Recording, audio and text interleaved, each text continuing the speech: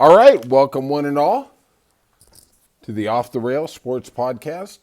We're going to have a special draft edition. This is the first round that was held Thursday night in Green Bay, Wisconsin. I always like it. The draft is one of my favorite things in the year because I get to see Roger Goodell get booed. And when he went up, I think, to announce the second pick, he actually pointed at a guy and go, "Hey, lay off." The guy was already going to start ribbing him from the front row. You know, Roger Goodell wants to act like he's this average guy. He's just a jerk on a jerk, but he is head of the most powerful league there is. Now, whether it's because of him or because of great owners like, Jerry Jones or Robert Kraft or, Jeff Lurie, I don't know.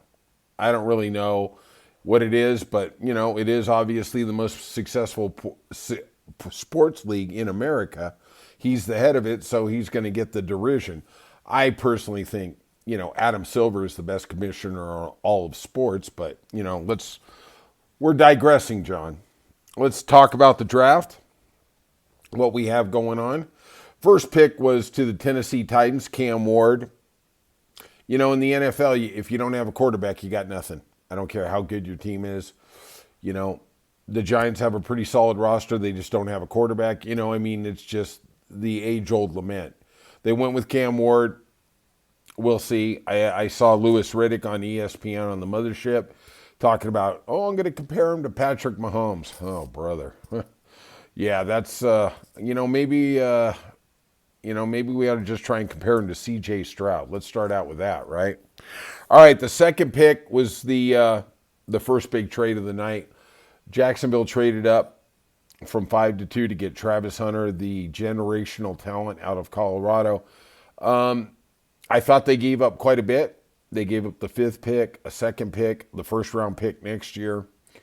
I will say, and I'm going to be different than everybody else in the sports media landscape, that I get he is phenomenal on both sides of the ball, and I saw Booger McFarland saying, well, if he did it in college, he could sure as heck do it in the pros. No, he can't.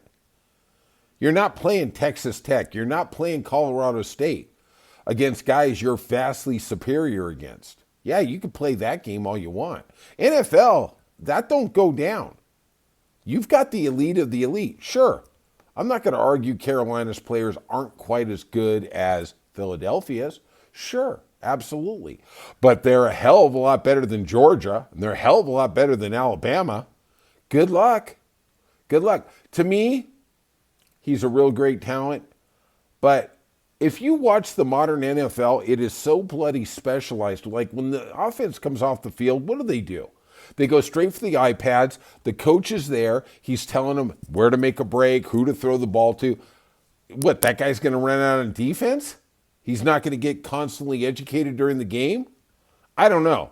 I personally think he's going to be a receiver because it pays more money than cornerback does. Yeah, he may come in for 3 or 4 plays. We can do the Shohei Ohtani. Oh, he's so great. The guy is a great talent. I'm not going to argue. But at the end of the day, I'd rather have a great receiver than him. Just straight up. Because that guy has perfected his craft. This guy might get there. I hope he does. I got nothing against Travis Hunter. But everybody's saying, he's Shohei Ohtani. It's different. It's totally different. That doesn't exist in the NFL. Your body cannot handle playing snaps on both sides of the ball. Just what it is. But, whatever. The Giants took who I think was actually the best player in the draft, Abu Carter out of Penn State. I give him an A for that. I thought they were going to reach here for a quarterback. They didn't. New England Patriots took, I thought, the best offensive lineman in the draft, Will Campbell. There has been some pushback on the length of his arms. The guy's been 3 years a stud at LSU. You've been playing in the SEC. I could really care what your arm measurement is, okay? Really. Cleveland Browns dropped back, got Mason Graham. It's funny, Mason Graham was projected to go at 5 to Jacksonville because they needed help on their defensive line.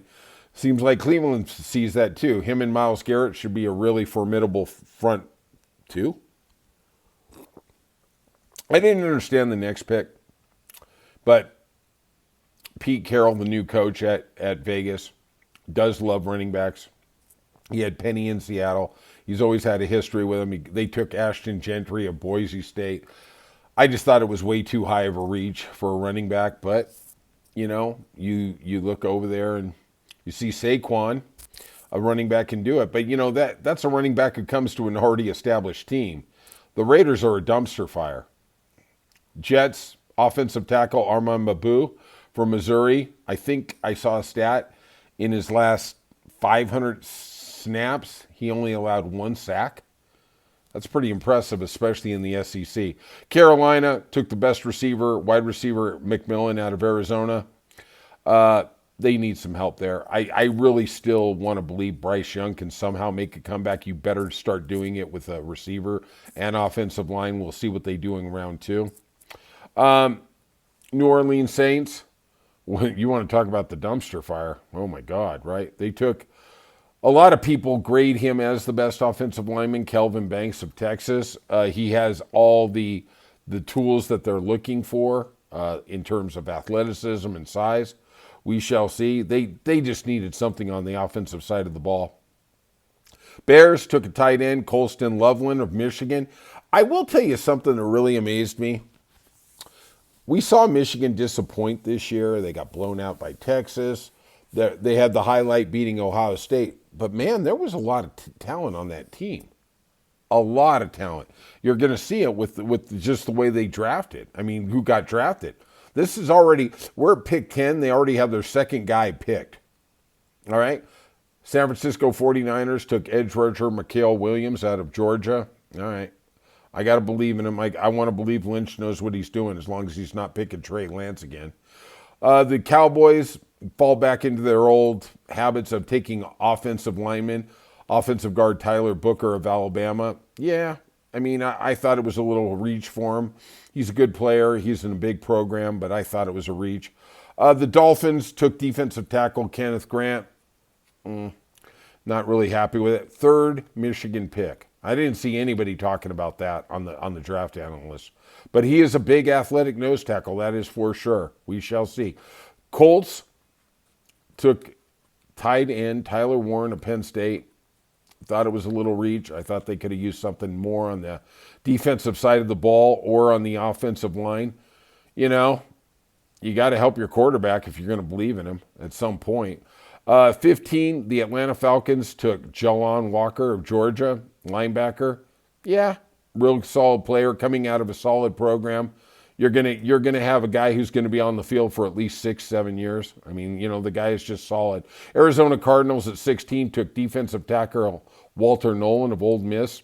Really, really good player. Undervalued program. I didn't think they'd pick this high, but they obviously graded him very, very high. Cincinnati Bengals, I was stunned at this pick. Defensive lineman Shamar Stewart of Texas A&M. I don't know. He was good at Texas A&M, but 1.56 sacks in your senior year. I don't know. That doesn't really impress me. I mean, I don't know if you're projecting something here, but man, that just didn't seem too good. Seattle Seahawks with their first pick took offensive guard Gray Zabel from North Dakota State. I did see a statistic that North Dakota State has had an offensive lineman drafted in the last 4 rounds. A lot of people really rated him high. They project him to possibly be the best offensive lineman in this draft. We'll see. Tampa Bay at 19 took the wide receiver Emeka Obaku out of Ohio State. Yeah, I mean, I think the freshman over there is still the better player, but, I guess. I mean, you got to realize they're taking the 19th best player available in the draft, and that's who they took. I don't know. Maybe they're thinking Chris Godwin's not going to come back. I don't really know. Denver Broncos took cornerback Jahdae Barron of Texas. Yeah, I mean, they got a crazy trio of cornerbacks with Surtain, Riley Moss, and now him. I mean, yeah, I guess it's a lockdown thing, and it it always helps. I'm more of build from the lines out, but all right, here we go. Pittsburgh took defensive tackle Derek Harmon, like I'm saying, out of Oregon. I think this is a really solid pick, build from the defensive and offensive line. I really think at least every other year you should take an offensive lineman or a defensive lineman. I mean, if there's a generational talent at wide receiver or quarterback, yeah, of course you're going to take it. But when you're picking in the middle of the draft, man, you really got to go.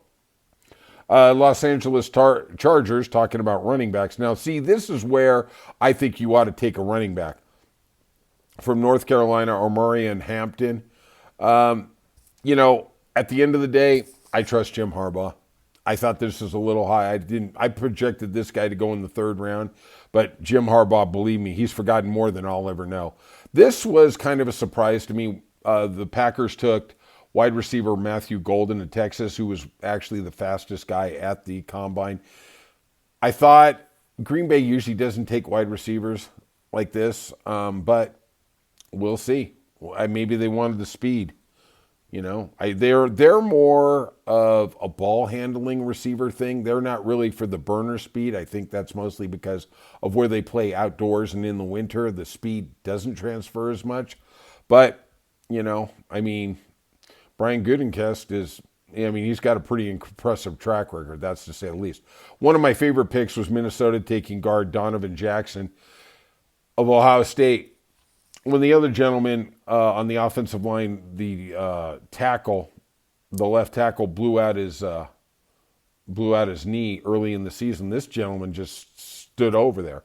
He went over. And I was really impressed because, he's got to be thinking about his future. Better to be listed as a guard and dominate as a guard than go over to tackle and get blown away, and fall to the third or fourth round. Kid really stepped up. And, they became the national champions. Big trade here. Giants traded with the Houston Texans. And everybody at this point, when you were watching all the podcasts, they were all after Shedeur Sanders. They thought it was going to be Shedeur Sanders. Nope, they threw him up. Jackson Dart, Ole Miss, came in. Atlanta Falcons then traded with the Rams, got edge rusher James Pierce of Tennessee. They gave up the first-round pick next year. I thought it was stupid. Let's just move on. Baltimore Ravens got Malika Starks of Georgia.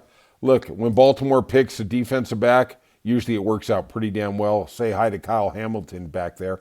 Detroit Lions, Talik Williams of Ohio State. At the end of the day, the last 4 years, I believe in whatever Detroit does. Jamar Gibbs, whatever. They are just really, really good at drafting. Washington Commanders at 29, offensive tackle Josh Conerly of Oregon. Fourth player from Oregon taken. Really, really solid player.